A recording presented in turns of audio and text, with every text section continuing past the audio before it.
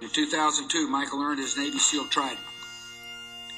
Michael also earned the respect of his men. They remember a wise-cracking friend who went by Mikey or Murph. They remember a patriot who wore a New York City firehouse patch on his uniform in honor of the heroes of 9/11. And they remember an officer who respected their opinions and led them with an understated yet unmistakable sense of command.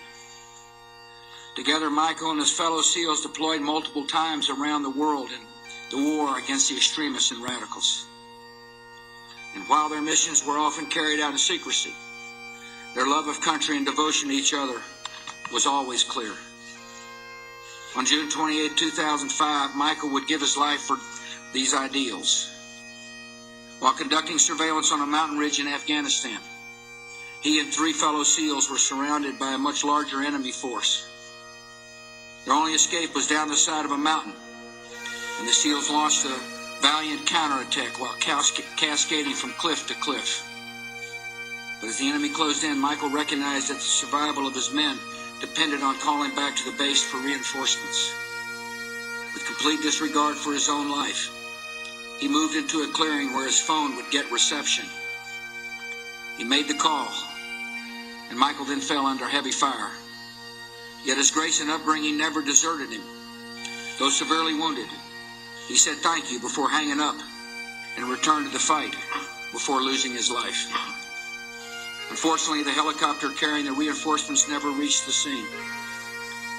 It crashed after being struck by a rocket-propelled grenade. And in the end, more Americans died in Afghanistan on June 28, 2005 than on any other day since the beginning of Operation Enduring Freedom. This day of tragedy also has the sad distinction of being the deadliest for Navy Special Warfare Forces since World War II.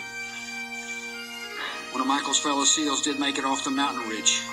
He was one of Michael's closest friends. Petty Officer Marcus Luttrell of Texas, author of a riveting book called Lone Survivor, put it this way: Mikey was the best officer I ever knew, an iron-souled warrior of colossal and almost unbelievable courage in the face of the enemy. For his courage, we award Lieutenant Michael Murphy the First Medal of Honor for combat in Afghanistan. And with this medal, we acknowledge a debt that will not diminish with time and can never be repaid.